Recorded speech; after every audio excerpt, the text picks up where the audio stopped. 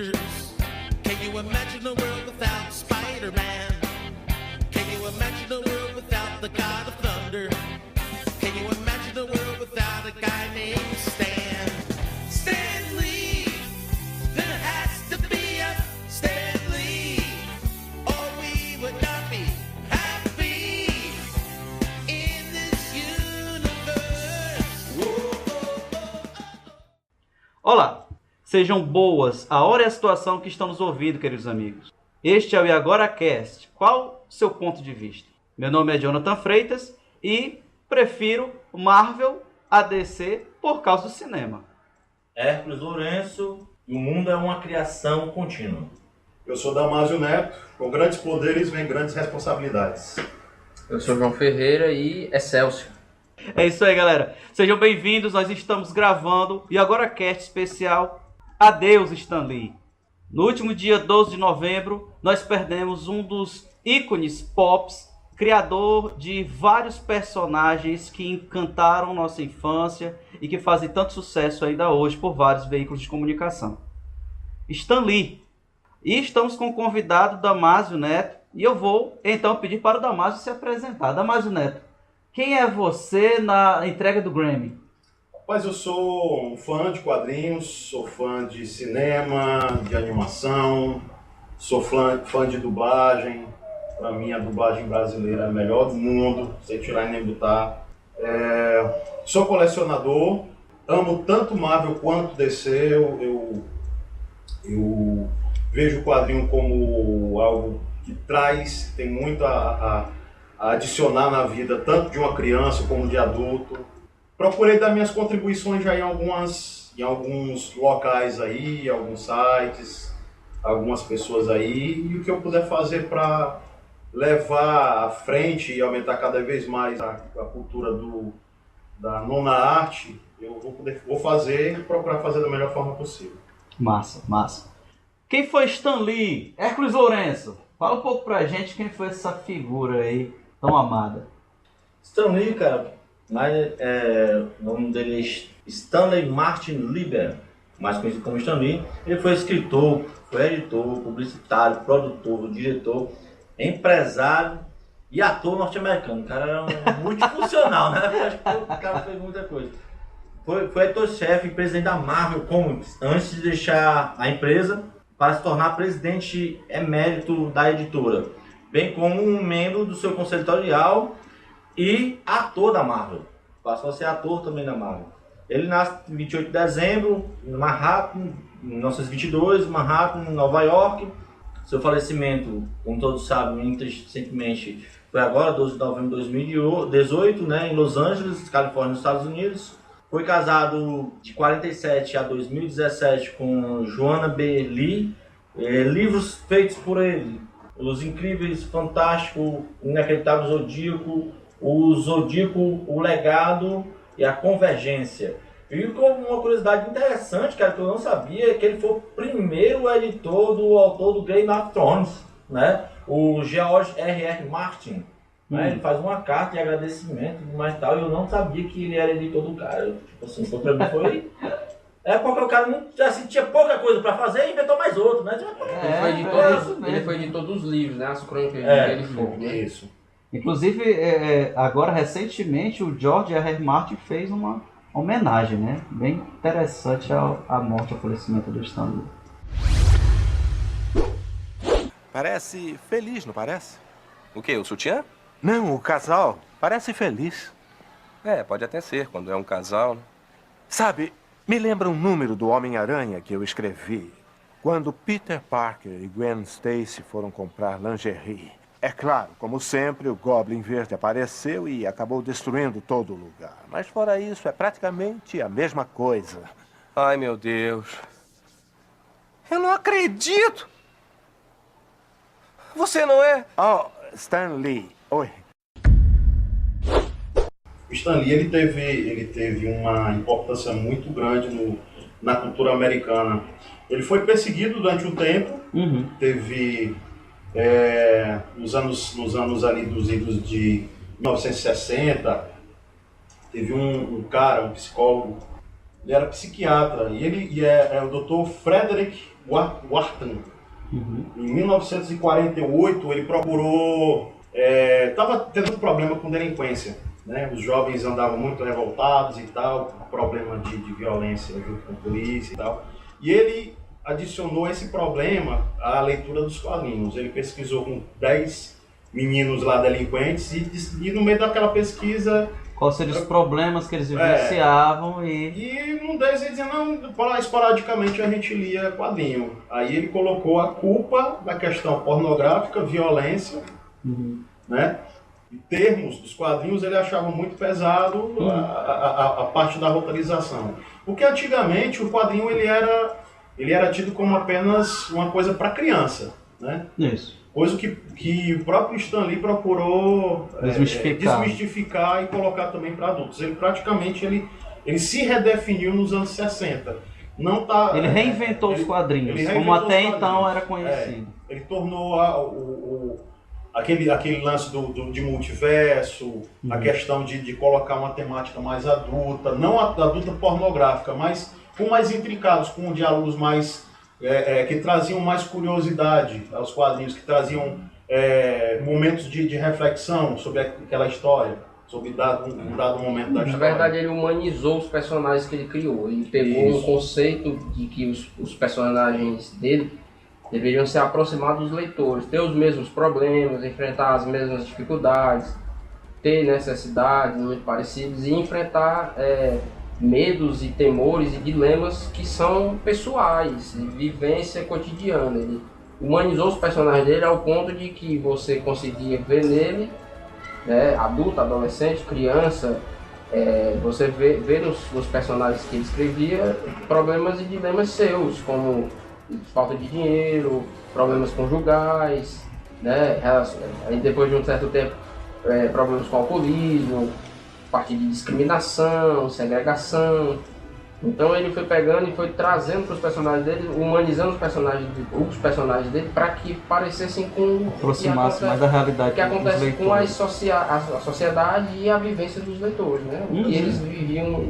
Então ele tirou aquele negócio do herói ser um mito, ser intangível, ser inabalável e colocou humanização.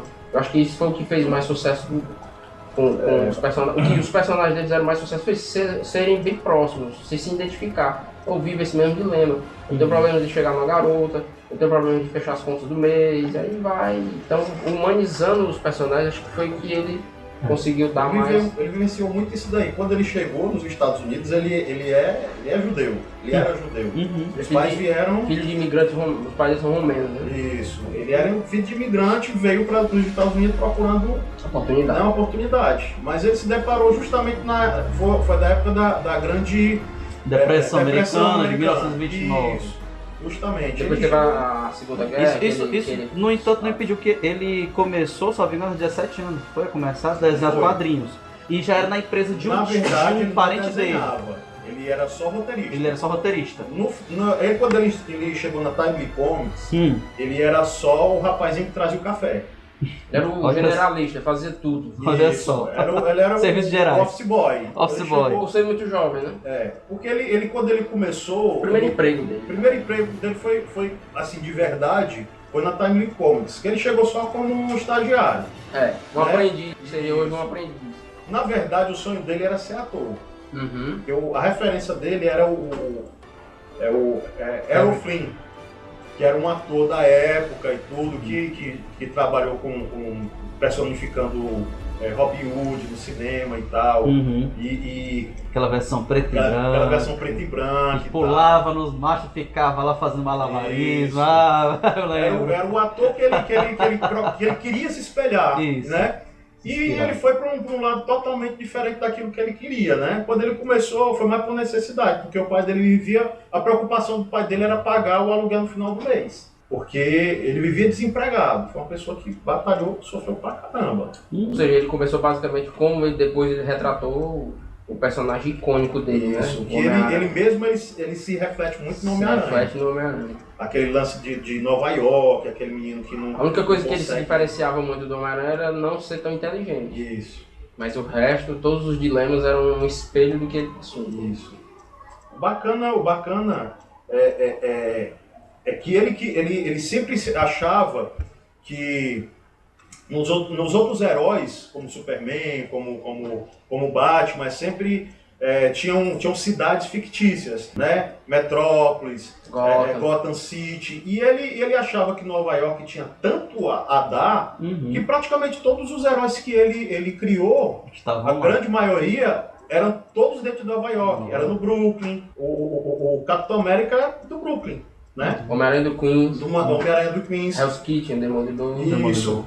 Aí ele sempre via Nova York como centro de tudo. Porque ele presenciava tudo aquilo dali. Nossa, e era uma grande maçã, né? Uma cidade tão É imensa. a maior cidade do mundo. Né? uma cidade Aquela ali é cosmopolitana total. Isso. Né? É o centro do mundo. Ele começou assim jovem, trabalhando nessa empresa. Depois de um tempo, ele começou a desenhar. Ele começou como office boy e depois foi roteirizando. O lance, por exemplo, sempre quando você tem, de todos os heróis que ele já criou, por exemplo, o Homem-Aranha, ele criou toda a história dele. Como seria o personagem, e o Steve Ditko, que até morreu esse ano, no mês de julho, ele é que desenhou. Teve vários e vários modelos, ele, não, esse daqui tá em cima do que eu quero. Né? Ele, na verdade, ele não desenhava. Ele era só o co-criador. Muita gente... Roteirista. Ele era co-criador. Todos os desenhos, todos os personagens principais... Passavam pelo crivo dele. Ele criava junto com os principais, que era o Steve Ditko e o Jack Kirby. Né? Eles sempre criavam... Eram os que já estavam lá, que era o Simon, o Jack Kirby, que já estavam na Timely E já estavam também sendo reconhecidos. Já eram reconhecidos, porque o Capitão América ele já existia antes do Stan Lee chegar. Capitão América, o primeiro Tocha Humana. Isso, o primeiro Tocha Humana, que na verdade era um ciborgue, um androide. A partir daquilo dali, até hoje em dia, muitos estilos de criação de quadrinhos tinham começado até na Marvel, mas devido à forma que era feito, a Marvel não, a DC fazia antes, mas da forma que era feita pelo Stan Lee, se tornou um chavão da forma de criação de quadrinho. Como assim? Ele fazia uma história, ele contava aquela história, não era como é feito hoje, que é a storyboard, dizia cena tal, acontece isso, cena tal, acontece isso. Não, ele fazia um escopo da história. Escrevia todo o roteirinho mesmo, em prosa. Aí entregava pro Kirby ou pro Simon. Aí o Kirby ia ler e depois iam discutir sobre como... Eles discutiam, mas assim, ele entregava, tá aqui e tu faz... Que era uma forma de dinamizar como ia ser feito os quadrinhos de uma forma mais ágil, mais ligeira. Porque no momento que você tá pensando numa cena aqui, roteiriza, você pensa numa cena, aí você vai escrever, aí para depois a pessoa desenhar, não. Ele escrevia a história, e o Jack Kirby ia colocando os desenhos da forma que ele lia, imaginava como seria a ação, aí depois o Stan Lee iam colocando os balões, preencher os balões com os textos. Isso. Até nos tempos de hoje ainda muitas produtoras ainda fazem dessa forma. Mas assim, que, por exemplo, aqui Você faz o desenho em cima do roteiro e depois você bota o diálogo. Isso. Não tem diálogo ali, o cara só vê o roteiro aqui escrito, o personagem tá fazendo tal coisa, e formaliza aquela história todinha. Aí ele, no que ele entendeu, ele desenha. Quer dizer que as melhores sacadas, as melhores piadas do Homem-Aranha eram do Stan Lee. Stan Lee. Venha até aqui e lute como um homem! Eu acho que não consigo te convencer a vir aqui pra cima e lutar como uma aranha. Raio poderoso, ataque novamente! Lançadores de teias, que sejam bem grudentas! Nossa, mas quem é aquele bandido? Um assaltante atrás do meu dinheiro? Droga, se ele achar algum dinheiro comigo, eu divido com ele. E eu não vou descansar até que você seja desmascarado e eliminado. Muito justo. E eu não vou descansar até que você barbeie esse bigode ridículo. Então, estamos quites. Não, isso não. Não combina com a cor da minha roupa. Os Quatro Fantásticos nunca vêm ao esgoto. Nem os Vingadores. Eu nunca vi os Vingadores no esgoto. Nem os Defensores. Talvez o Hulk. Ele sempre estava enfrentando os inimigos e soltando uma piadinha com eles. Isso. O que torna ele um herói tão atraente também, além da própria história, né, da biografia Porque dele. em todas as intempéries que ele passava, problema financeiro, se achava o cara mais feio, né? Porque era sempre aquela pessoa introvertida. Os quadrinhos, eles mudaram muita coisa do Homem-Aranha de uns tempos pra cá, daquele tempo pra cá. Teve muita modificação. Tanto que criaram um outro Homem-Aranha, né? O Miles Morales, que ficou até mais difundido. O Aranha-Verso, né? Que criaram o Aranha-Verso, mas assim, isso. o paralelo é o Miles Morales, né? Os outros Homens-Aranha são tipo um complemento. Mas aí o Homem-Aranha Peter Parker, né, e tal, criou-se um paralelo hoje e ele é tipo o Homem-Aranha oficial, mas existem histórias que são mais vendidas com o Miles Morales. Porque foi uma inserção de um garoto negro, né? Foi uma... Nos tempos de hoje não é tão pesado como era na década de 60, 70, que tinha aquele preconceito, aquela aversão de pessoas negras. E no entanto ele pegou e levantou essas bandeiras. Levantou a bandeira, tanto é assim que o Pantera Negra, que fez muito sucesso esse ano, né? Assim, a grande massa de negros americanos fizeram um lobby grande desse filme. Antes até de ter pelo menos um trailer para poder saber como é que era. Porque, poxa, pegaram um herói dos anos 70 que praticamente ninguém conhecia. Ele teve edições aqui no Brasil do Pantera Negra, teve várias edições. Teve um desenho, né, também. Teve um desenho que não foi tão tem uma disseminado, tem animações, participações dele com os Vingadores, mas não foi tão disseminado assim. Muita gente não conhecia o Pantera Negra. Veio conhecer no filme do Soldado Invernal. Ele teve muito preconceito, mas também mas foi ele teve abraçado. uma aceitação muito grande também do Martin Luther King. Pegou muito daquela batalha. Referência dos Panteras Negras. Isso, justamente, dos Panteras Negras, que era um grupo interracial, né? Que lutava praticamente de cara a cara com o Ku Klux Klan e tal, aquela coisa toda. E o Stan Lee, ele sofreu muito nessa época também, porque ele era ele não gostava dessa coisa de preconceito, divisão de raças. Né? Tanto é assim que ele colocou, ele teve heróis japoneses também, ele colocou heróis negros como o protagonista. Nick Fury, depois foi redefinido, né? Ele já foi definido já nos anos 90, Nick Fury como negro. Mas o Luke Cage, o Pantera Negra, a Storm, né? A Tempestade. A Tempestade também. Tudo aquilo dali foi para mostrar, e que inclusive a Tempestade encaixou demais nos X-Men por causa disso. Os X-Men era uma raça, ele definia como se fosse uma raça, que na verdade as pessoas tinham medo e tinham raiva, porque eram pessoas que eles não entendiam. Especiais, porque tinham superpoderes. Era a forma de abordagem do Stan Lee sobre preconceito. Porque as pessoas, enquanto se preocupavam com a questão da cor da pele, ele tentou mostrar... Universalizar o preconceito. Isso, universalizar o preconceito de pessoas que não entendiam outras pessoas com superpoderes. Independente de serem racialmente, não entendo religião, não entendo posicionamento, não entendo etnia, não entendo... Aí ele unificou num conceito de... Ele universalizou o preconceito. Isso. Para você sentir que aquele preconceito ele era desinclusivo em qualquer natureza. Que foi assim das grandes sacadas dele de criação, né? Fora a primeira criação dele, que foi o Quarteto Fantástico, depois veio os personagens individuais como Hulk, Demolidor, os X-Men, ele foi criando o catálogo de revistas, edições e publicações que já deixou de ser Time Comics, deixou de ser Atlas, virou Marvel. Isso foi, salvo engano, a segunda Era de Ouro da... Era de Prata, eu acho. Era de Prata da Marvel, não é isso? Era de Prata. Que ele pegou e iniciou criando esses personagens que conquistaram o público por causa do roteiro de suas histórias. A Era de Ouro é o quê? A Era de Ouro é Superman, Batman, Sociedade da Justiça, os personagens de Capitão América, Namor, Bucky, o primeiro Tocha Humana, aquilo ali era a Era de Ouro dos quadrinhos. Que foi na década de 30. Na década década de 30, 40. Que aí depois teve também junto edições sobre terror, Velho Oeste, né? Mistério, detetive. Quando, no pós-guerra, a partir de edições de revistas de super-heróis, porque tinha uma pegada muito de confronto, né? Antagonista, protagonista e aquele conflito.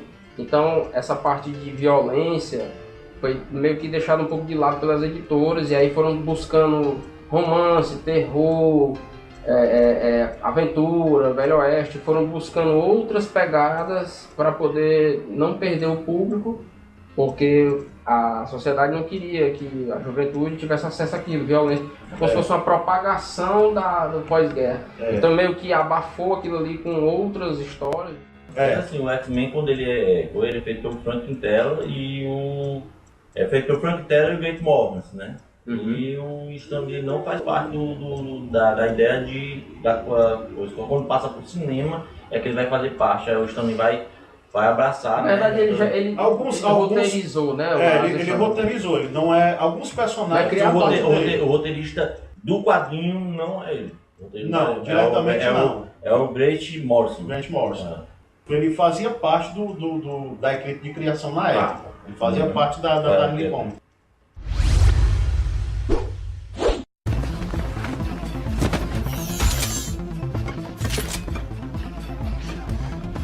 Agora não se mexa. Não tenho mais tanta firmeza nas mãos. Se o meu cabelo for cortado, juro por Odin, você sofrerá a ira do poderoso Thor. Por favor, gentil senhor, não corte meu cabelo. Para! Não! Assim, dentro do mundo Marvel, como é que você vê o Stan Lee dentro do mundo Marvel e a contribuição dele direta para os quadrinhos? A gente falou assim muito de quadrinhos soltos, mas a contribuição do Stan Lee para os quadrinhos, na sua opinião?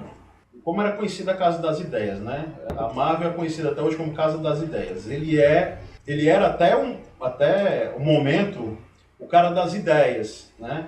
Tem relatos dele que das ideias dele fluíram de tal forma que ele subia em cima de uma mesa e imitava, por exemplo, a tia May, como ela deveria fazer.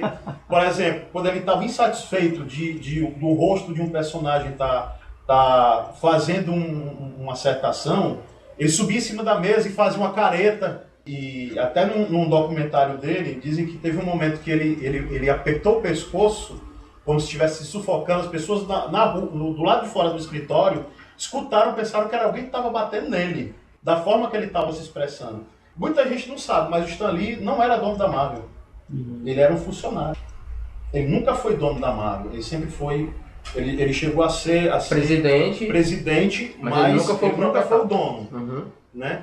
Ele, até os últimos tempos, ele era a imagem, ele era o garoto propaganda. O garoto propaganda, a personificação da Marvel. Eu creio que ainda é. Né? Ele é a personificação. E agora, depois da morte, ele virou o mito da Marvel. Isso. Né? Ele virou o mito da Marvel. Porque até então você lembra do Steve Ditko, do Jack Kirby, você lembra do Romita, que foi um dos que desenharam o Homem-Aranha. Criaram muitos personagens. Criaram muitos personagens pela Marvel, mas o nome é incrível. Você tem um roteirista como sendo imagem de uma empresa especializada em quadrinhos, onde todos os desenhistas é que você procura se espelhar. Mas quem se espelhava, quem se mostrava... Era o editor-chefe, era o roteirista-chefe. Isso, né? Era justamente o Stan Lee. E tem uma questão também... que trabalha diretamente, não só com o roteiro, com a produção. Isso. Né? Ele trabalhava diretamente com a produção e ele fazia a crítica aos quadrinhos. Tipo, o Derek Kiefer, ele vai fazer o Quarteto Fantástico, o Incrível Hulk, o Homem de Ferro, o Thor, o Marvel dos X-Men. E aí ele levava o material, o Stan Lee fazia a crítica. Isso. E aí, cabe aquele momento que você estava falando, né, que ele subia em cima, não, mas eu quero que o tem essa expressão. Tem essa expressão, que ele fale assim. Nesse momento ele tem que fazer assim, né? E ele imitava a tia May, ele fazia vozinha e tal. O pessoal tem... A pessoa tem que ser meiga a esse ponto. Não, cara, Ele não, esse daqui não, tá muito fraco, eu quero o Thor, Ele tem que mais, ser tímido a esse ponto, ele tem que ser violento a esse ponto, ele ia E o buscando... interessante é que vai mudando eu acho que ele tinha uma loucura muito grande, porque vai mudando os desenhistas, né, cara? Então cada um tem o seu traço. Não você vai pegar o Jack Kirby e Mas a vai pegar o personalidade Bill Lieber e eles têm o mesmo traço. Não vai. Mas a um vai personalidade- valorizar as sombras, a outro vai personalidade valorizar do- a forma física, outro vai valorizar... E aí? Mas a personalidade do personagem tem que ficar, né? É, isso. Eu, por exemplo, eu sou muito xiita na biografia de um personagem. Quando chegaram e disseram que era uma aranha biologicamente modificada naquele filme do Homem-Aranha, eu já fiquei... No primeiro filme? No primeiro filme. Na- eu já não gostei. Trilogia do Sanheim. Isso. Tinha a galera que frescava porque ficou sabendo que era biológica a teia, que ele soltava a teia pela mão. Aí a galera dizia, daqui a pouco vai soltar até pelo cu. Teve gente que se revoltou. Que era a lógica da aranha, né? Pois é, que era a lógica de ser biológica, soltar pelo, né? Pelo briô. E no caso da... E eu já não concordava. Era esquisito. Porque o interessante do Peter Parker é que depois dele ter sido picado pela aranha, ele teve na ideia dele de conceber um polímero que ia servir como lá insight para criar da fórmula que serviria para a teia dele sair da mão. Era uma prova de que ele era tremendamente inteligente. Um disparador, né? Um disparador. Isso aí foi corrigido no segundo filme. No reboot. No reboot.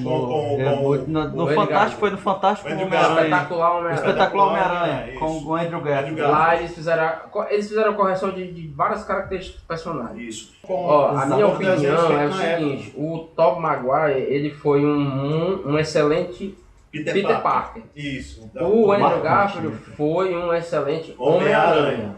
E o Tom Holland, ele não é um bom Peter, ele não é um bom Homem-Aranha, mas aí tem a magia Disney, né? Que consegue tampar os buracos e fazer a Disney, com que ela ele... fez o próprio Homem-Aranha, né? Foi uma coisa assim que... O próprio Homem-Aranha, realmente é o Homem-Aranha Você dela. tira uma tia May, que é uma velhinha caquética, e bota uma mulher gostosa como Marisa também, né? Que fica velha, mas não deixa de ser gostosa. Pois é, que deixa doido o Tony Stark, né? Exato. Consegui. Belo uniforme. Fecha o bico, Stanley!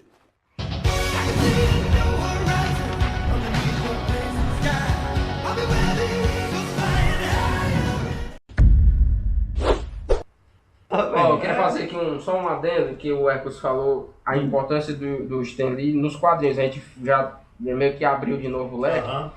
Mas assim, tinha uma seção de cartas nas revistas, isso é muito antigo, que é dos anos 80, meados dos anos 90, ainda tinha. Que ele é quem respondia os leitores. Os leitores mandavam crítico, ó, o Hulk assim, tá, não sei o que, o Homem-Aranha, pá, os X-Men, não sei o que, o quarteto era... Ele respondia os leitores, ele que respondia as cartas. Antigamente é carta, né? Hoje é e-mail. O volume de mensagens que talvez a Marvel receba, não tem condição dela responder. E não tem mais essa sessão de cartas nas revistas. Antigamente tinha. Aí você via que lá tinha a personalidade dele como a personificação da Marvel em responder as cartas. Ele ia lá, datilografava e era passado para a revista. Isso até na tinha antiga... foto dele, acho que tinha foto... essa parte... E tinha uma seção que as revistas tinham que ter uma quantidade mínima de páginas. E aí ele fazia tipo um editorial falando sobre o conceito daqueles personagens ou o conceito daquela história e tudo. Aí ele preenchia duas folhas com uma história, a análise dele, ou do personagem, ou da aventura, ou da saga, enfim. Isso aí também é uma marca dele, um registro dele nos quadrinhos. Então, uma pergunta. Na década de 60, ele pensou em desistir dos quadrinhos. Houve uma pressão enorme para que tornasse novamente... Porque existia já uma guerra nas décadas anteriores entre DC e Marvel, e a DC ela estava sempre considerada como superior por causa das vendas, por causa da qualidade dos super-heróis, por causa dos super-heróis dela também já terem começado... Serem mais antigos. No AP, mais antigo. E na década de 60, os chefes, os editores-chefes, eles estavam querendo que as histórias da Marvel fosse para o público adolescente, pré-adolescente, tornar mais simples as histórias. E foi o momento em que ele pega e se contrapõe, enfrenta e cria o Quarteto Fantástico com histórias mais complexas, mais difíceis ainda e mais interessantes. O Quarteto Fantástico foi criado em 61 e ele praticamente foi assim uma resposta ao que já vinha da Liga da Justiça, né? que era o começo de muita coisa. E foi até um momento que até ele pensou em parar, e sair da questão dos quadrinhos e trocar. Mas porque ele estava sendo exigido que fosse justamente nessa linha, infantil. Porque o quadrinho estava sendo tido uma coisa como coisa para criança.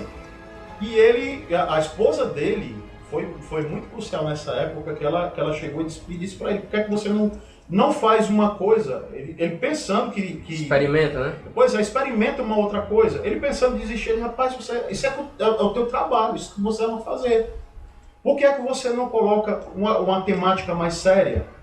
Ela foi o estupim para segurar, porque ele estava pensando em desistir. E ele teve a ideia de colocar justamente esse teor mais adulto, não em questão de sexualidade, mas em questão de complexidade de nas temas, histórias. sim, de questões. E foi colocado isso daí nos Quatro Fantásticos. E isso daí chegou até a igualar as vendas com quadrinhos da Liga da Justiça e os Quatro Fantásticos. Porque a Liga da Justiça ainda era infantil. E já o Quarteto era uma linguagem mais humana, mais direcionada, mais adulta, ao pessoal mais, não tão adolescente, mas com seus 18, 20 anos. Né? E aquilo dali foi entrando no gosto do pessoal e foi praticamente a primeira família de heróis dos quadrinhos. Primeiro grupo de heróis da Marvel. Família, realmente, a ideia da família. A ideia da família foi o dos Quatro Fantásticos. Porque a Liga da Justiça, ela tinha um conceito de família. Isso. Inclusive, desembocou num desenho chamado Super Amigos aqui no Brasil, né? Hanna-Barbera. Na Hanna-Barbera. E aquilo dali foi, no caso da Liga da Justiça, era como a gente já tinha falado antes. A Liga da Justiça, ela era os deuses. Já estavam. Não, inclusive são estereótipos dos deuses do Olimpo. Isso, inclusive, justamente. Então estavam lá no Olimpo já. Superman é aquele deus. É o Zeus, né? Zeus praticamente. E tal, aquela coisa toda. E já a identificação da humanidade e seus conflitos que eram colocados nos personagens. Pois é, você pega um cara que era feito de pedra, que não se aguentava se olhar no espelho porque era um monstro. Tanto é assim que ele se relaciona com a mulher cega. Sim. O John Storm, ele era um cara metido a playboy, tinha o seu carrão inconsequente.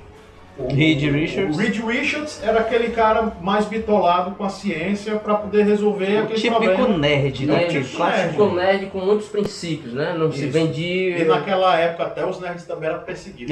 Queriam tomar o mundo hoje em dia, né? E a Mulher Invisível era o fruto de conflitos entre ele e o Dr. Que tinha que apaziguar tudo entre os três. Apaziguava os conflitos do Coisa com Tocha. Porque era amiga, namorada e irmã. Então tinha que apaziguar, estava lá no meio. Ela era o que torna também o papel da mulher muito importante, né? Trazendo essa questão também da família. E a representatividade, de ter uma mulher também no grupo, né? E se você for analisar, ela praticamente era realmente apaziguadora, que era a pessoa mais centrada e mais organizada. Mais organizada sempre. E ela era o elo entre eles, né? Como o João falou, ela era namorada, irmã e amiga dos três, então ela tinha uma relação. Ela era o elo deles. O elo, justamente.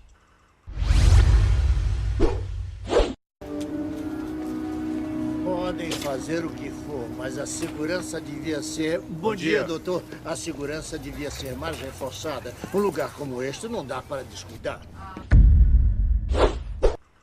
E o que a gente pode falar sobre a transformação, a passagem de quadrinhos para desenho animado? Perdas, ganhos, melhoria, sentimento, o movimento... O que é que vocês dizem? Teve uma animação que até hoje é chamado desenho desanimado da Marvel.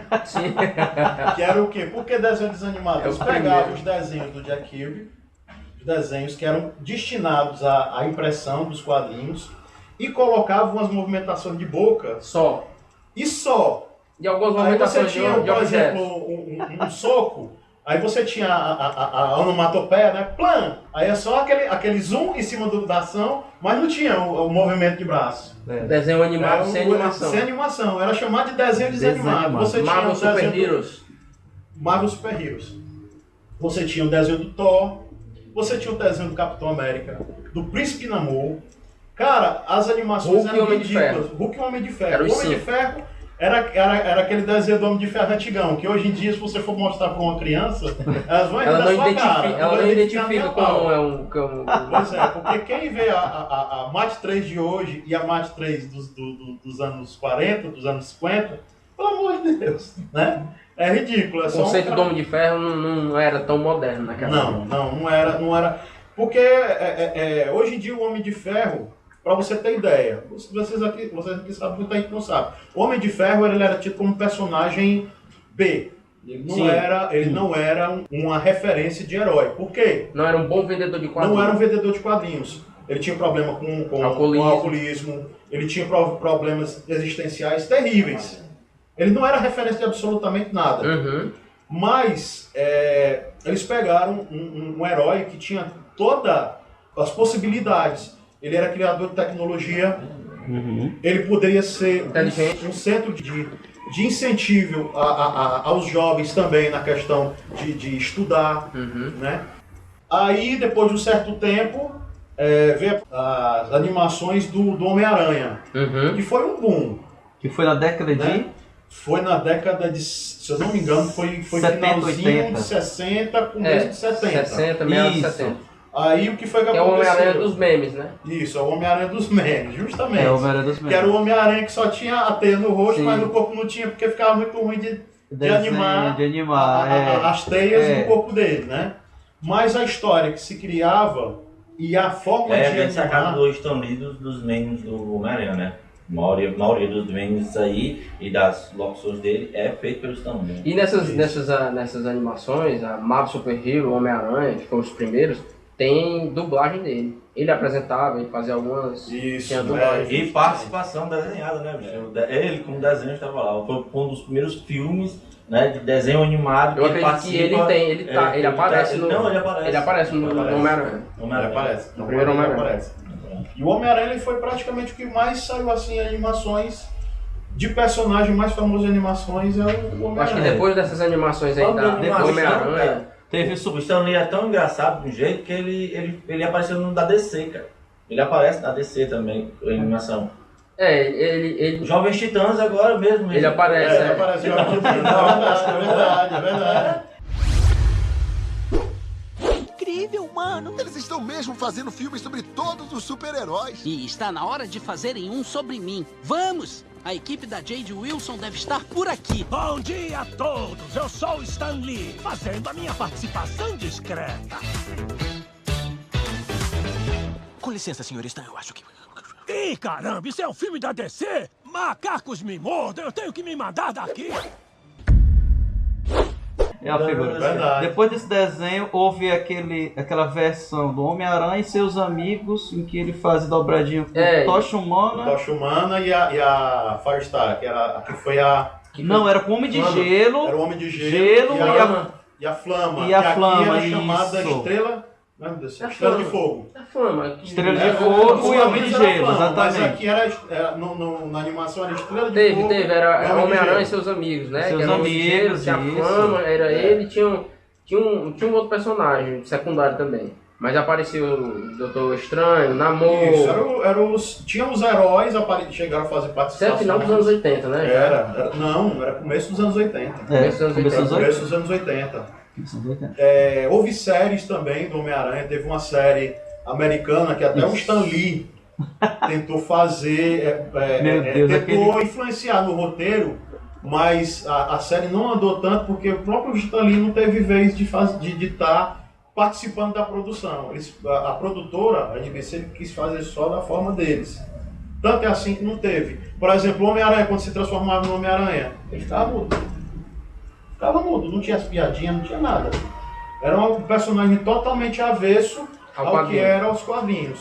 Não, e os defeitos especiais da época? Que Pois tinha é. o corte pra ele pegar e fazer a mão, aí depois tinha um corte e jogava uma rede. É né? uma rede, justamente. Sobre os...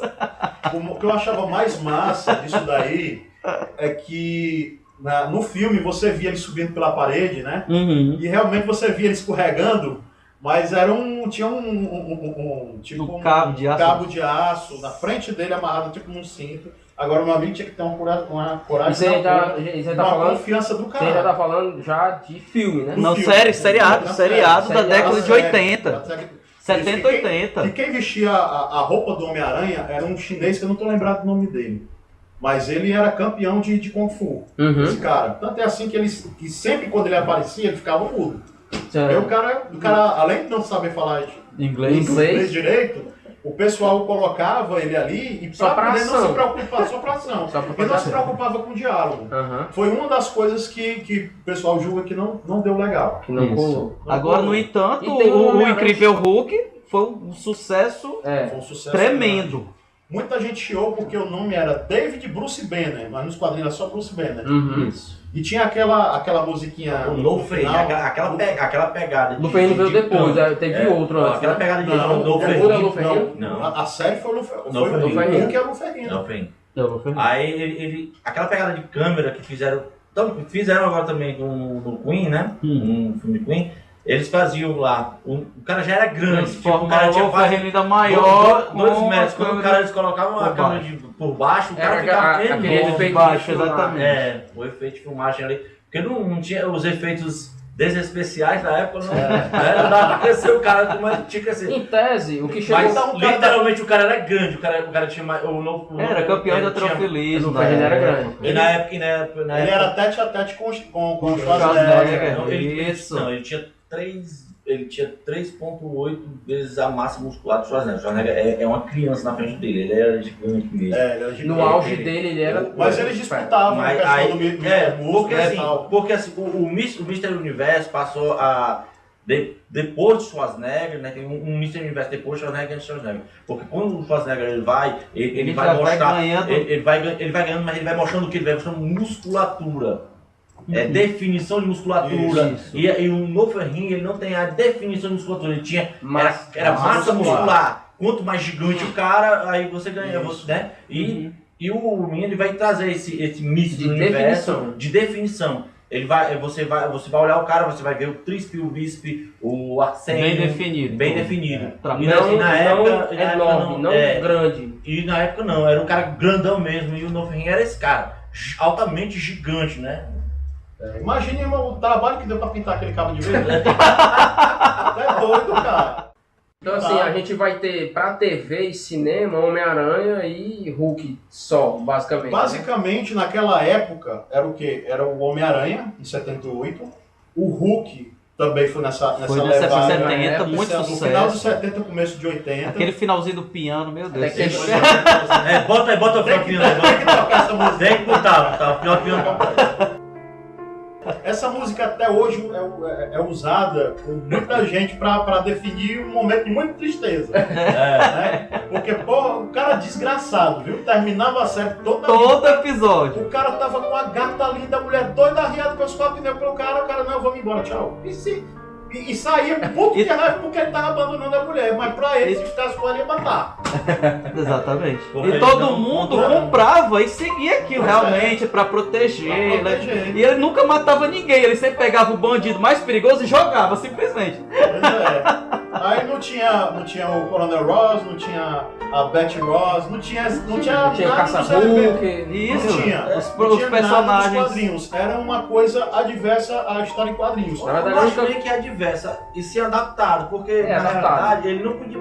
Se a pessoa colocar o Hulk naquela época sem os efeitos especiais que tem hoje você consegue, porque tem os efeitos especiais. Mas sem os efeitos especiais, aí ele ficou mais humano, o Hulk do seriado, ele ficou mais humano. Mas é porque tinha que seguir, sabe, Damas, tinha que seguir aquela fórmula de sucesso que já tinham alcançado em outras séries, como Kung Fu.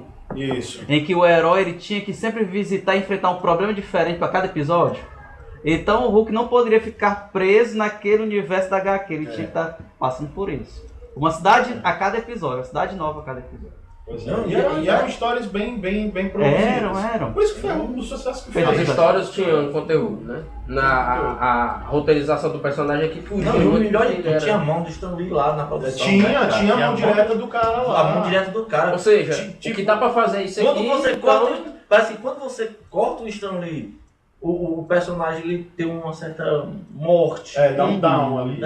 O cara, né? Parece que a mão do cara... E foi uma série que fez tanto sucesso que depois que terminou a série, anos depois ainda teve filmes. Sim, teve o Hulk, 89, o julgamento do Hulk. O julgamento do Hulk. Que teve participação do Stan Lee. É o primeiro cameo. Tava lá, no júri.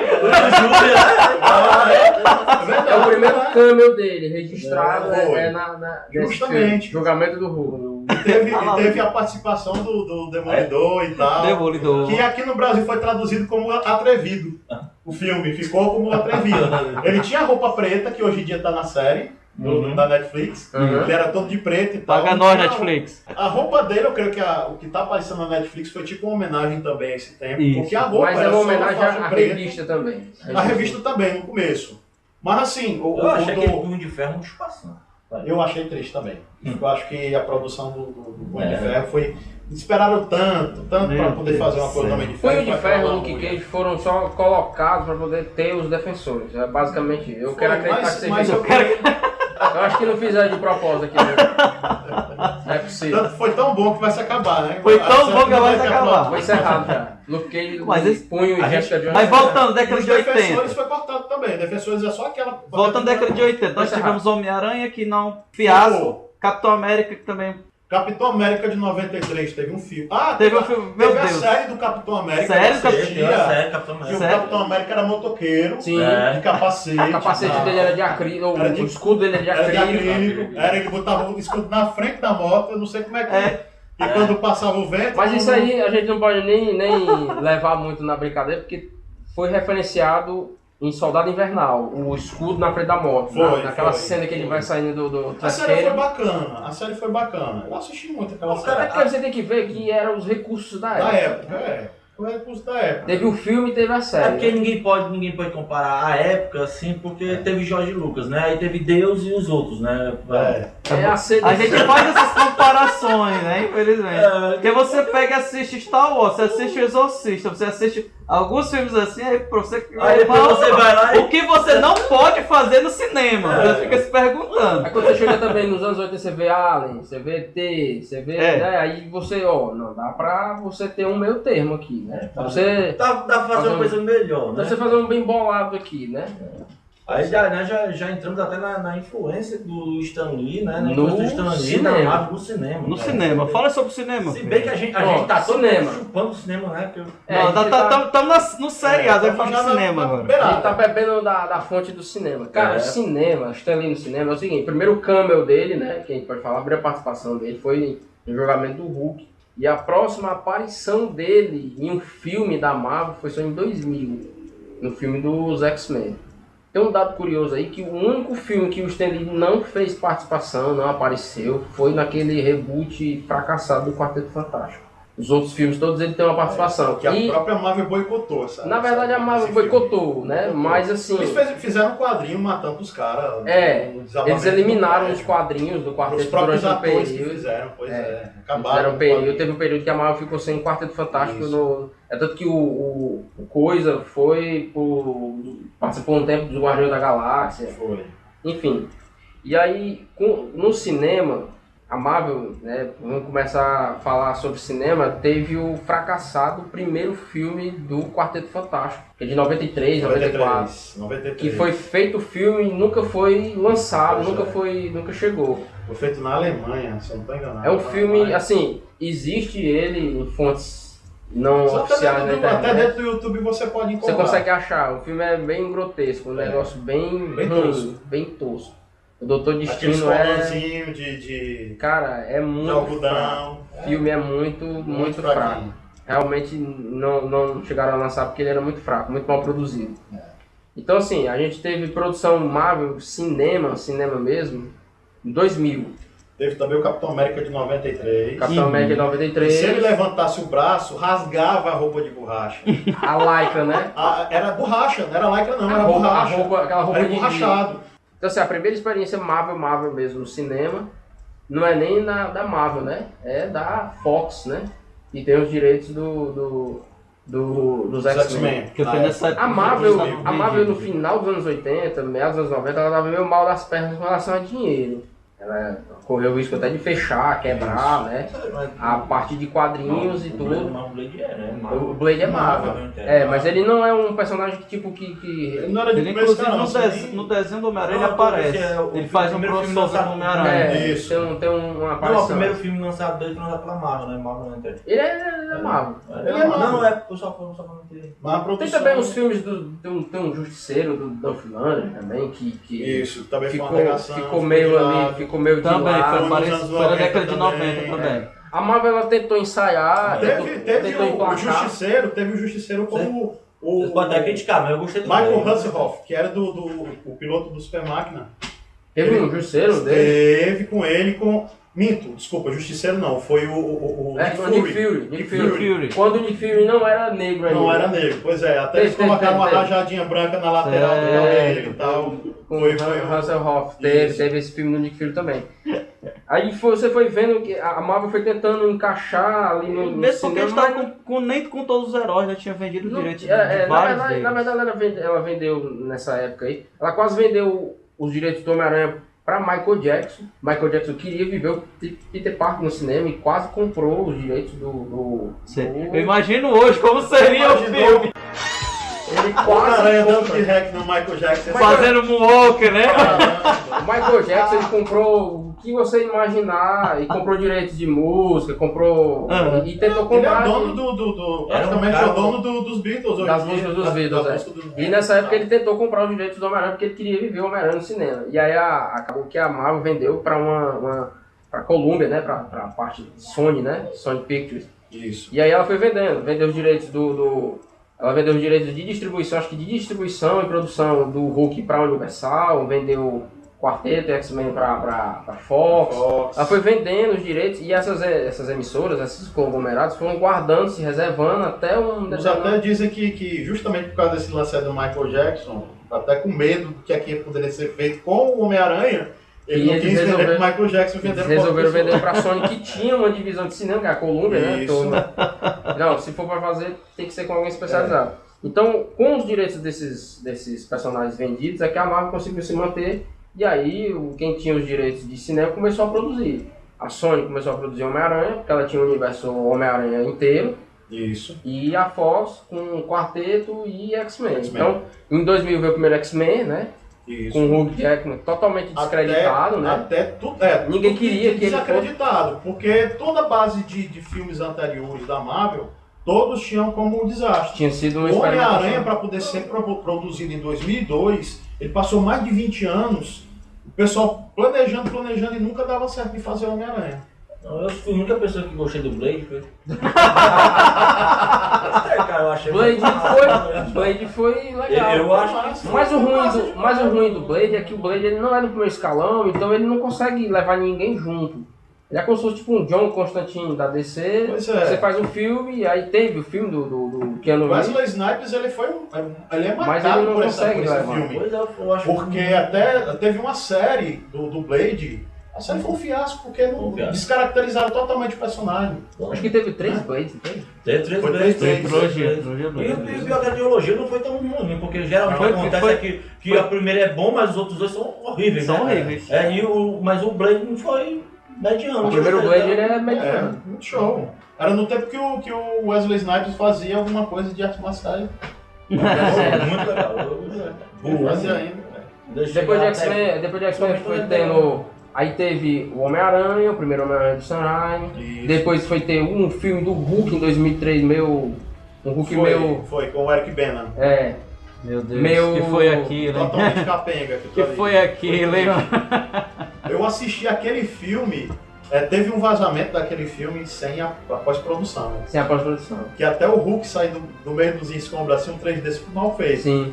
Eu cheguei a assistir isso daí, com tanta curiosidade que eu tava assistindo. Cara, é um filme que ele pegou, o vilão do filme, pegou 2 vilões do Hulk e mesclou em um, que é o Homem Absorvente, e acho que o outro é um que é movido a eletricidade, eu esqueci o nome dele, é o outro personagem. Juntou 2 personagens do Hulk em um só, que é o pai do Hulk, né? Isso. No caso é o David. David Banner. David Banner. E aí criou um que personagem... já é um cruzamento com a série antiga. Com a série, é uma homenagem, né? Uma homenagem, Essa seria a minha pergunta. Dentro dessas compras, né, por esse conglomerado e tudo mais tal, isso vai deixar de ser Marvel, mas deixou de ser Stan Lee?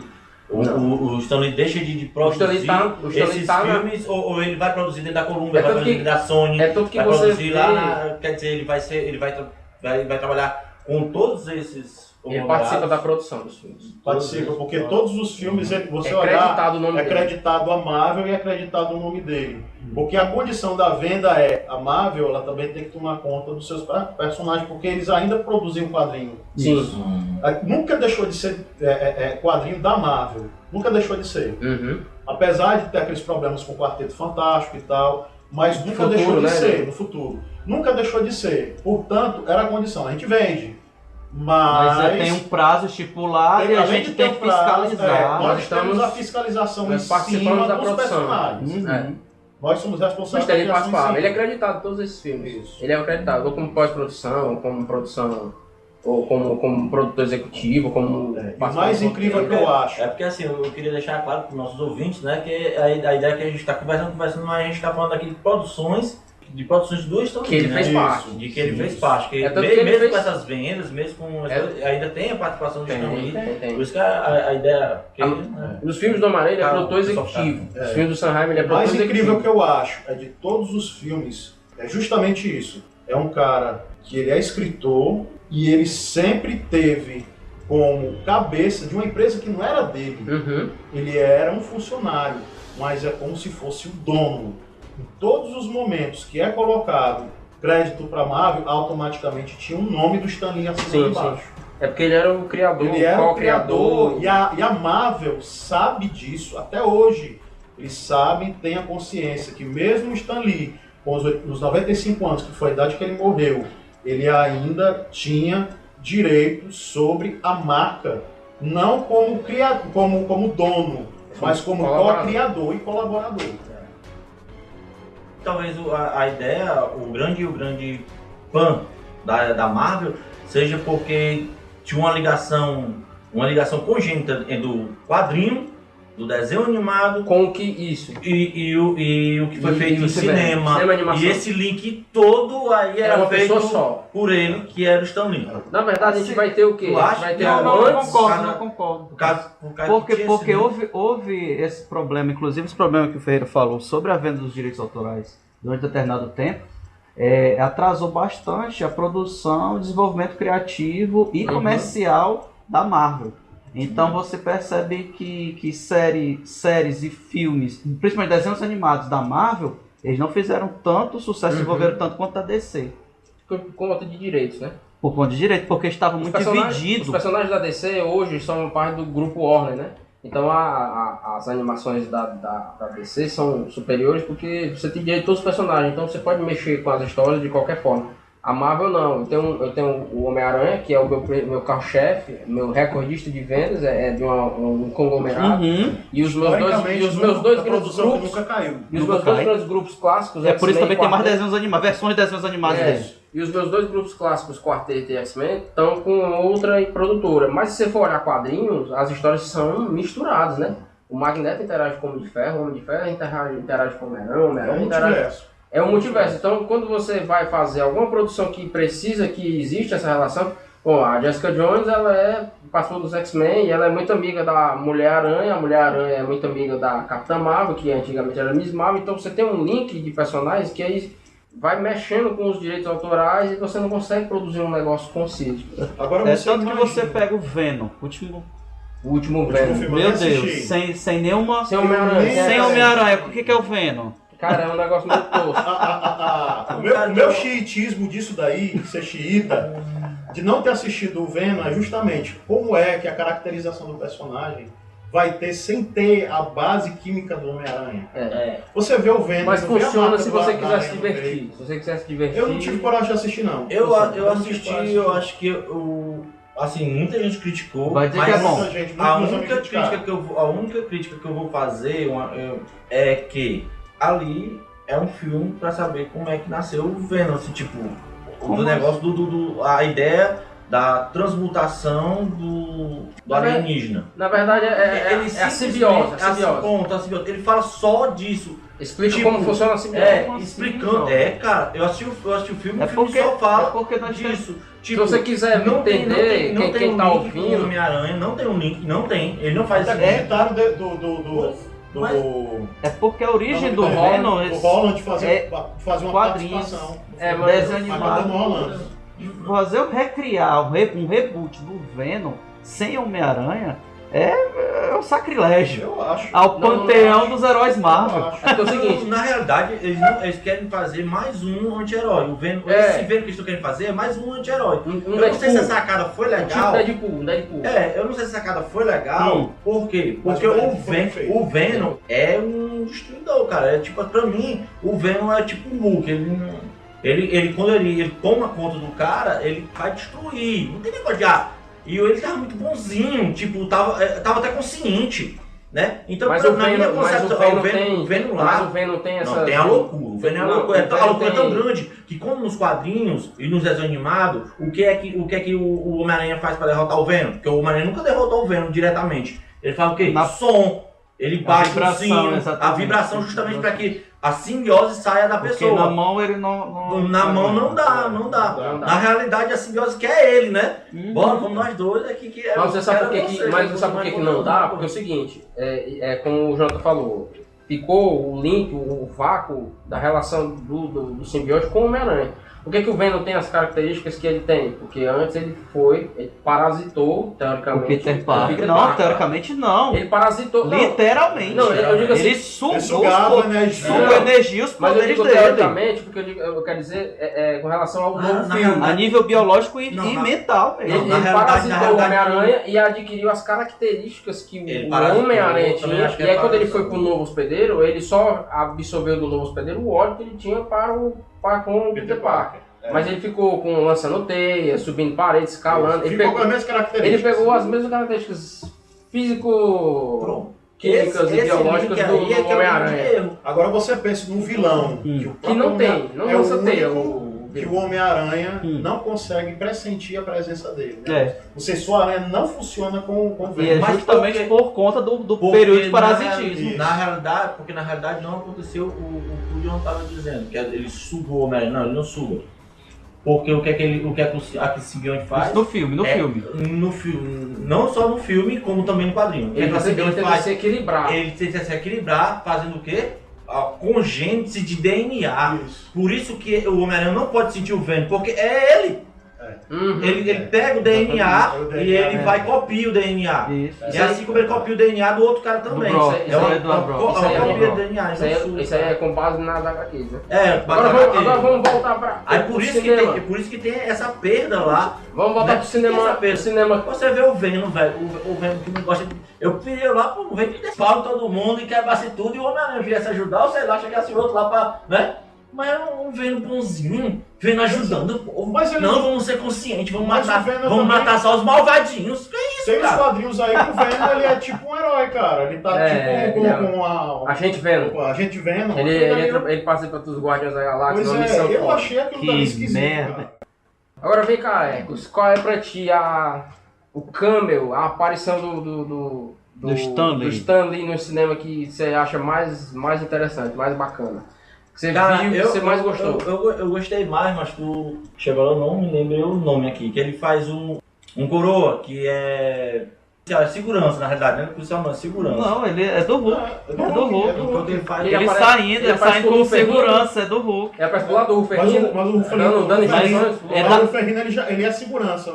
Não, esse cameo dele é do... Barrados do Shopping, cara. É do Barrados do Shopping? É, mas Barrados do Shopping. Tem um cameo dele nesse filme? Ele participa, ele é o ator do filme. Barra do Shopping nem é Marvel. Eu achei muito engraçado porque eu nem sabia disso antes, mano. Os Quatro Fantásticos, Reed Richards, o corpo dele todo se estica. Eu quero saber se todo mesmo, aquela parte lá... Sei o que quero dizer. Nunca mencionávamos esse tipo de coisa antigamente, principalmente com as normas para as revistinhas. Ah, eu não estou acreditando que eu estou falando aqui com você. Você é o responsável pelo melhor. Vamos fazer a lista. O Homem-Aranha. Culpado. O Incrível Hulk. Infelizmente. Diga, você tem uma namorada, Brody? Eu tive. Nós terminamos. A Coisa. O pinto dele é feito de pedra laranja como o resto do corpo? É um segredo de super-herói. Escuta, Brody, por que vocês terminaram? Ela era um pé no saco, queria que eu fosse um namoradinho normal, disse que eu estava ligado demais no mundo das revistinhas, sabe qual é? Posso entender. Houve uma época quando eu só me interessava por isso. Eu tive uma garota, provavelmente igual à sua. Ela sempre reclamava que eu passava tempo demais com minhas revistinhas e... temporariamente terminamos. Viu o que ela sabia? Você tá aqui agora, uma lenda nesse campo. Deve ter tido muitas mulheres depois dela, não tô certo? Ah, muitas mulheres. Jagger e eu tínhamos uma competição para ver quem tinha mais. Se quer saber, da última vez que chequei, eu estava na frente. Quer dizer que você nunca voltou para ela? Um dia descobri que tinha se casado. Estraguei tudo. Eu perdi a minha chance. Nem pensar. E aí, o que você fez? Segui com a minha vida. Criei alguns novos super-heróis especiais.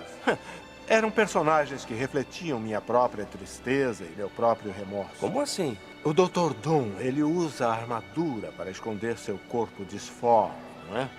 É. Ok. Era eu debaixo da armadura. O Hulk, um cara normal num minuto, um monte de emoções depois. Como eu, quando pensava no que tinha perdido. Então criou cada personagem como um meio de lidar com seu próprio arrependimento? A garota que eu perdi. Bem, foi bom falar com você. Continue com um bom trabalho. Continue lendo, que eu continuo escrevendo. Ah, Stan. O que é? Ela significou tanto assim? Brody, desistiria de tudo. Tudo mesmo.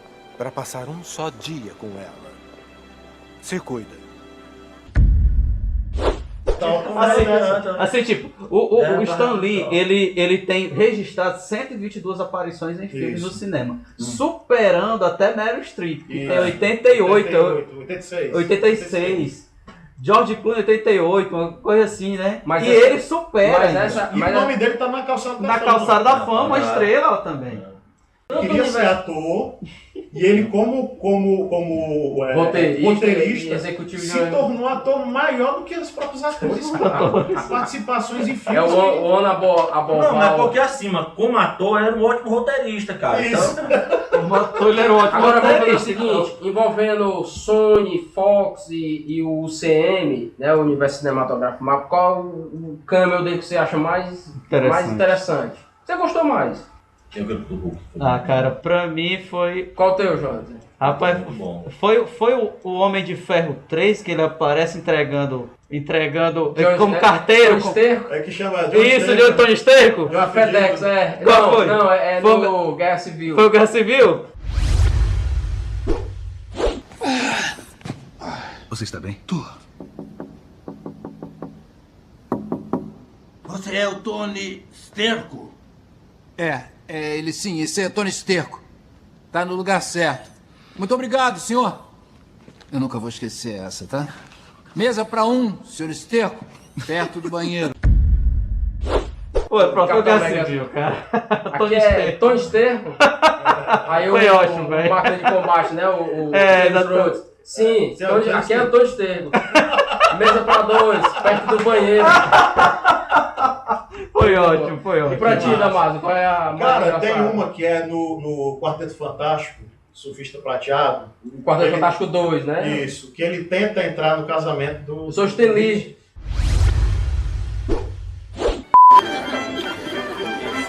Dê-nos a honra de sua presença.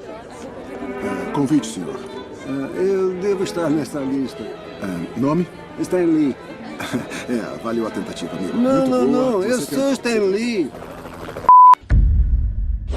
Sou Stan Lee, é o cara, não. Não tá na lista. Não, mas tá aqui, meu nome tem que estar na lista. Não, mas não tá não, você não é Stan Lee, não. Espera aqui. Aí bota pra fora. Aquele cameo é em cima de uma história, que foi o casamento do do Reed Richards da Sul, nos quadrinhos, que ele tá junto com o Jack Kirby no desenho, na história. Ele tenta entrar no casamento de penetra. Ele e o Jack Kirby. Que são barrados. Eu sabia. São barrados no casamento.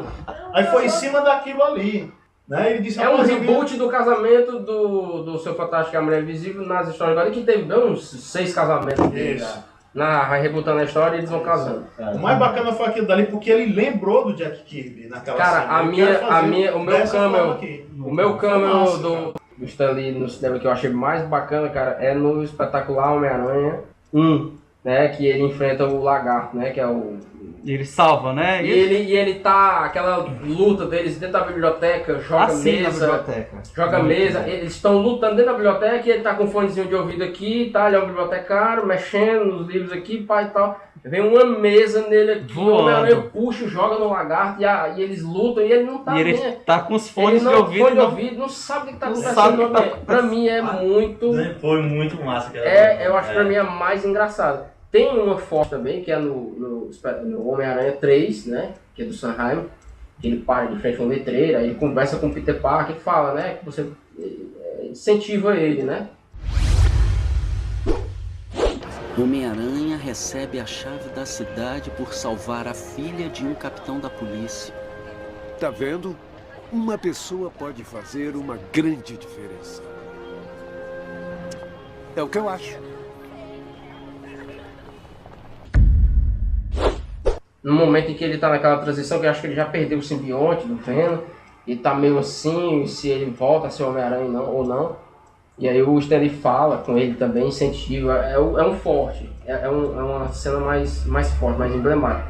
Mas essa do Homem-Aranha na biblioteca da Midtown, né? Escola Midtown, né? De ensino médio, que joga as coisas, pai, quebra a biblioteca toda. Pra mim é a mais engraçada. O cara tem 27 anos fazendo papel de menino de 16 é osso, viu? O Andrew Garfield. O Andrew Garfield, tipo, tá com 27 anos fazendo papel de cara de 16, ele 17. É jovem, né? Ele é jovial. Deixa eu fazer uma pergunta pra vocês. Pra vocês, faz sentido o Stan Lee ter o seu alter ego no mundo cinematográfico, no mundo dos quadrinhos?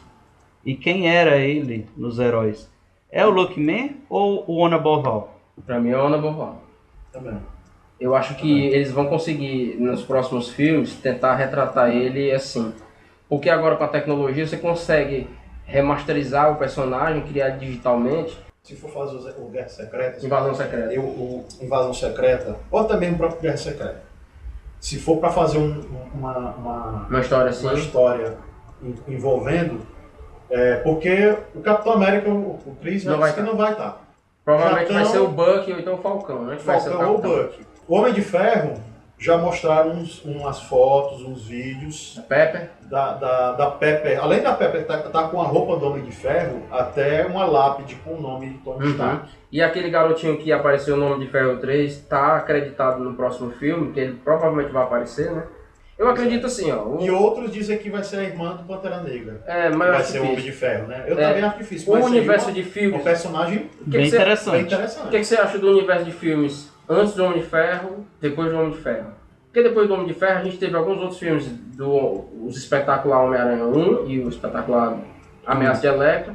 A gente teve o reboot do Quarteto Fantástico e teve outros filmes dos X-Men que foram aqueles outros 3 filmes, né, os novos, né, que é... Dias do Passado Esquecido, Dias do Futuro Esquecido, First Class, Primeira Classe, Dias do Futuro Esquecido e o Apocalipse. A gente teve outros filmes, mas você acha que antes do Homem de Ferro a qualidade dos filmes era diferente e depois do Homem de Ferro a qualidade melhorou? Até porque você tinha a Fox competindo com o estúdio Marvel original e a Sony competindo com eles para venda, blockbuster, quem vai vender mais. Aquela luta, tipo, eu boto a minha data aqui, eu estico, vou para outro mês, daqui a 2 meses. Você acha que antes do Homem de Ferro, quando foi anunciado que ia ter um universo compartimentado, né, que o Nick Fury aparece no final, já vim falar com você sobre a iniciativa Vingadores. Aquilo aí já foi um status, ó, vai ter outros personagens que vão começar. Você acha que antes era de um jeito, era meio despretensioso, era mais para vender? Eu acho porque assim, a Marvel, depois que foi para Disney, eles procuraram formular um universo. E esse universo ele convergiu até a Guerra Infinita, com o Thanos. Tanto é assim que foi indo, o Thanos foi aparecendo num canto, foi aparecendo no outro. Isso. Foi ter daquele intricado. Ele teve 3 aparições até o filme. Até o filme dele. Guerra Infinita é o filme dele. Infinita. Pois é, o filme totalmente dele. E eles souberam intrincar tudo e convergir os personagens a formarem os Vingadores. Formaram essa história até ter esse desfecho. Pois é. Que até no Soldado Invernal colocaram o Pantera, simplesmente o Pantera apareceu ali, né? No Guerra Civil, de repente o Homem-Aranha, que o Homem-Aranha não ia participar do Guerra Civil. Foi um acordo. Foi um acordo que acordão, teve, né? Grande demais. Acordão. E você, de repente, você bota o Homem-Aranha ali e a Marvel começa a fechar mais ainda o seu formato para colocar uma produção que complexa. Totalmente complexa, foi muito intricado, bem muito elaborado, grande, muito bem elaborado, coisa que a DC até hoje sofre, porque pra mim, tirando Marvel, Guerra Infinita não estava nem no meu pensamento de um dia acontecer uma coisa como essa, uma apoteose como essa. Meu sonho era a Liga da Justiça. Eu sabia que era condicional de acontecer. E não seria difícil, porque não tem um intricado para juntar a Liga da Justiça. Não tem. Já a Marvel, ela tinha você tinha que fazer um arrudeio grande para juntar todos aqueles personagens que praticamente são de momentos e locais totalmente distintos para poder fazer aquela fusão. Pô, você pega o Guardião da Galáxia no universo distante pra caramba e vamos unir todo mundo aqui pra atacar o Thanos. Guardião da Galáxia era tipo os personagens categoria C, né? C, D. Ninguém não ser vivente sabia que o diabo era Guardião da Galáxia. O Guardião da Galáxia surgiu nos anos 2000. Com Thanos, né, cara? Porque é cósmico, né? Eles vivem pelo Thanos. Eu assisti todo o seriado, né? E acho que tem 2 ou 3 episódios. 2 ou 3 episódios. O seriado é enorme. Que eles não falam do Thanos. Porque até quando o Thanos não tá lá, eles falam do Thanos. Isso do seriado é animado, né? É uma paixão, viu? Não, cara, também a menina também é filha do Thanos, né? Então não tem como você fugir disso. Então, foi a coisa mais triste que eu vi do Thanos foi esse. Thanos sentimentalzinho, né? Foi legal. E a morte, né?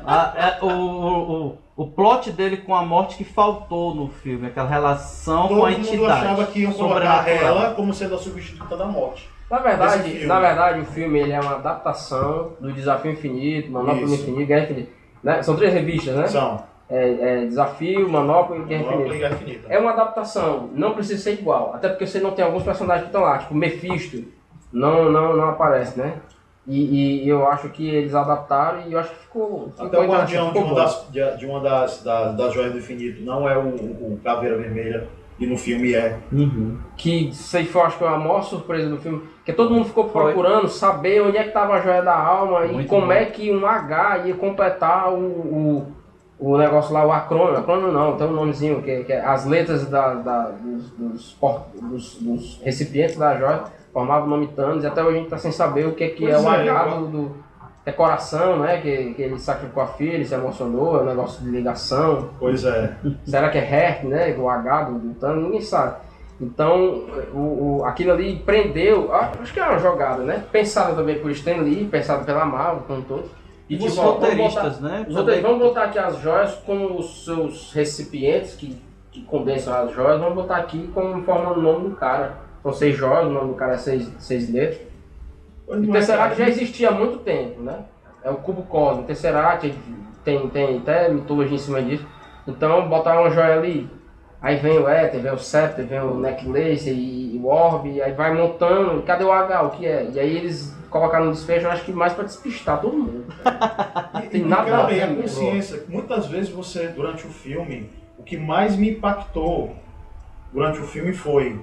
Ele tinha um motivo para acabar com metade dos seres humanos, dos seres viventes, né? Nem seres humanos, seres viventes no universo, por causa da questão do suprimento de alimento, né? Da existência de aquilo dali, de recursos naturais que são necessários para a sobrevivência de qualquer ser vivente, que estavam acabando. No universo todo. No universo inteiro. E ele queria acabar com isso. Para ele, na loucura dele, isso era controle controle de sobrevivência. É como, por exemplo, o dele é um extremo, mas, por exemplo, na China a pessoa só poderia ter um filho, porque era gente demais. Aí quem mais do que um o filho... incentivo que o governo deu só, a gente banca o seu filho, saúde, educação, se você tiver outro filho, vai ser cortado. E no caso do Thanos eu sou uma forma de fazer esse controle, o único preocupado com isso. Tanto é assim que apesar, tem uma cena dele com a Gamora, que ele demonstra até uma personalidade de afeto, uma afeição, de afeição, uma paternidade. Ele se importa, ele chega, ele não deixa nem a menina olhar, metade do povo dela ser dizimado do lado e o outro povo afastado. O Zeno Roberts. Pois é, e ele chega, dá aqui a adaga pra ela e começa a brincar com distrair ela pra ela não ver. E quando ela vira o rosto assim pra ver, ele afasta o rosto dela. Isso. E no final, que ele tem aquela luta contra o Thor, que o Thor dá uma machadada no peito dele. E ele diz... Ó, spoiler. Aí ele tem pra quem esteve em Marte, né, nos últimos anos. Alerta de spoiler. Aí ele tem aquele devaneio no meio da batalha ali que ele tá... Né, ele tem aquele devaneio que de repente ele olha pra mão, cadê a manopla? Não tá. Aí ele vê a Gamora como menininha e ela dá aquela indagação pra ele. A melhor lembrança dele. A melhor lembrança dele, mas ela chega e diz: o que foi que você perdeu com tudo isso? Tudo que eu tinha. Ele conseguiu tudo, a manopla deu tudo pra ele, mas ele perdeu tudo. Ele perdeu todos os filhos, perdeu ela. Matou a filha preferida, que apesar de ter ódio dele, mas ele amava a filha, que foi a entrega de uma das joias, foi ele entregar aquilo que ele mais prezava, que foi a Gamora. Aí é uma forma de pensamento. Poxa, cara, o vilão, ele tem uma... Mas a grande jogada aí foi que toda hora ele confirma, né? O filme inteiro confirma que ele tá certo. Nenhum momento o filme ele faz assim, não, você tá errado. Em algum momento, o roteiro foi pensado pra isso.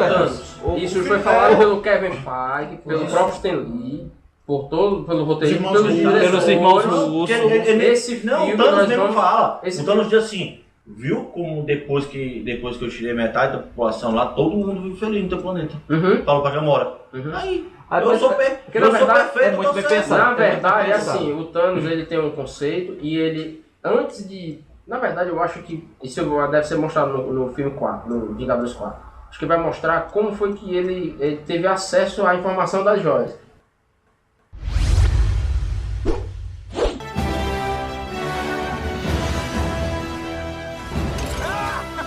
Vocês estão muito ferrados agora! Tragam-me o Thanos!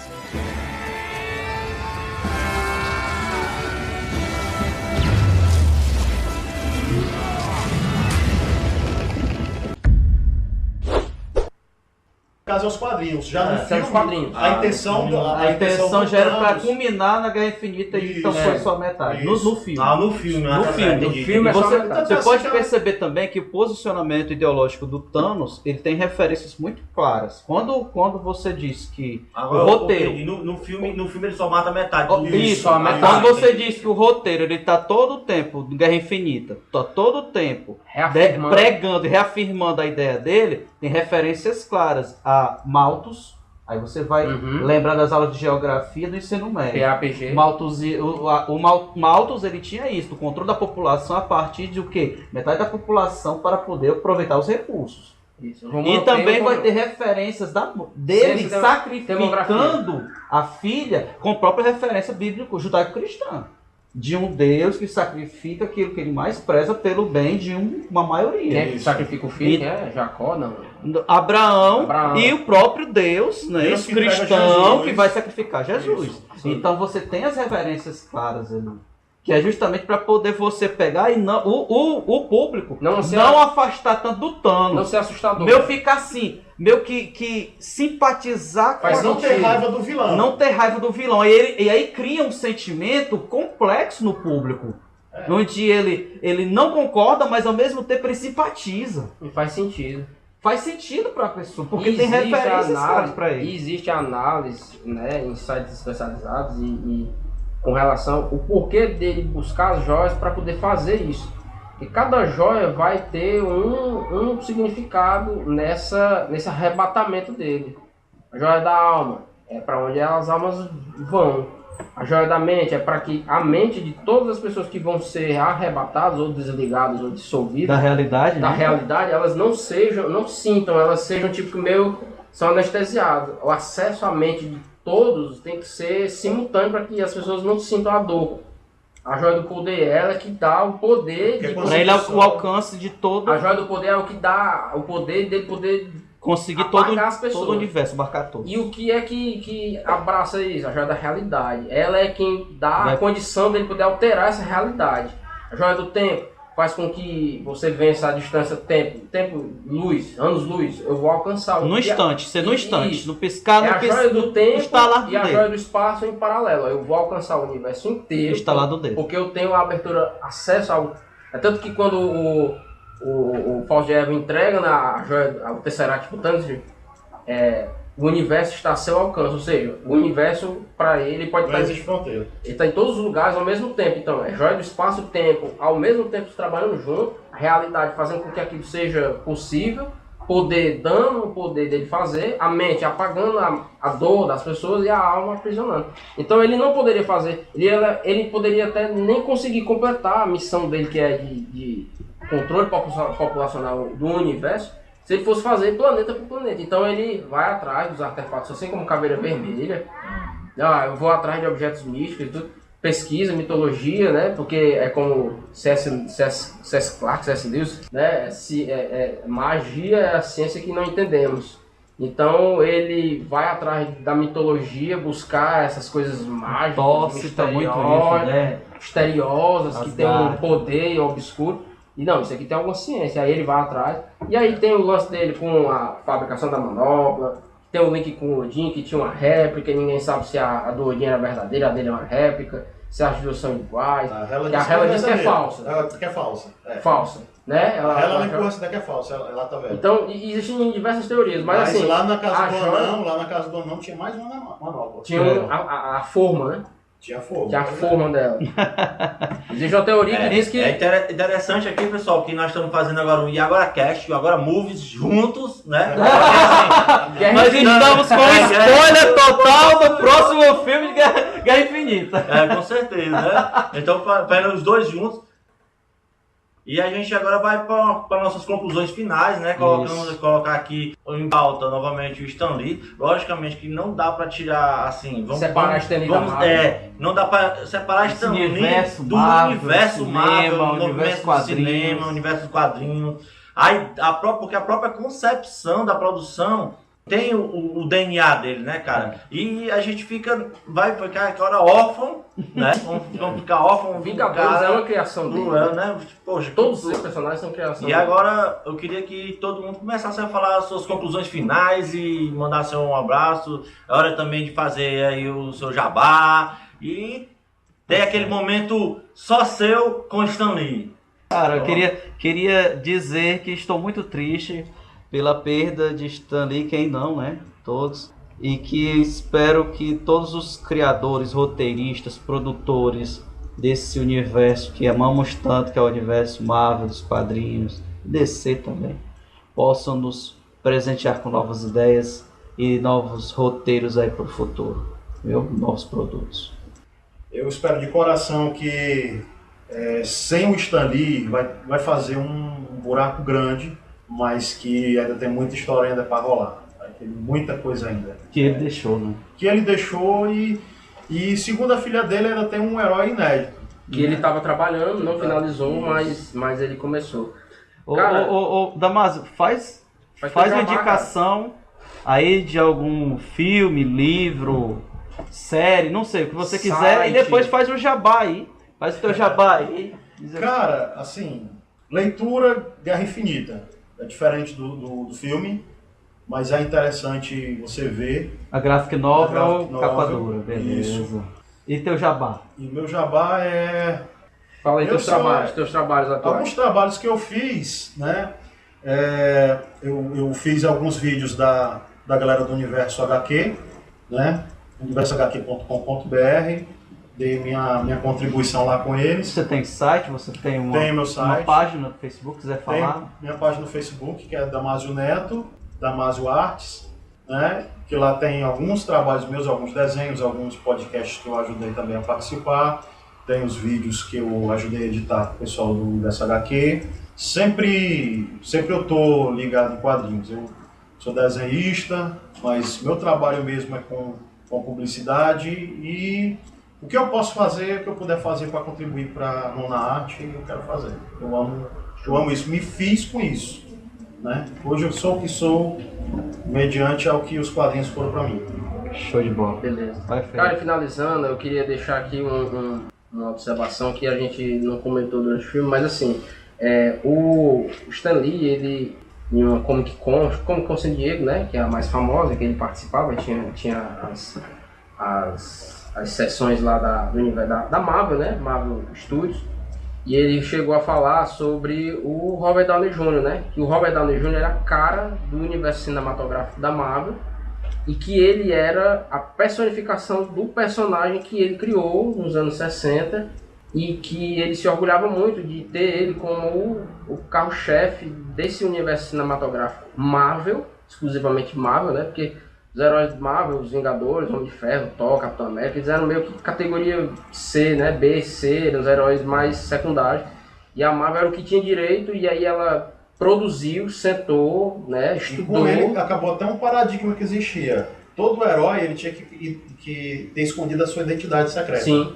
E no caso, como Homem de Ferro... Não existe mais isso. Ele é o Homem de Ferro. É uma marca, né?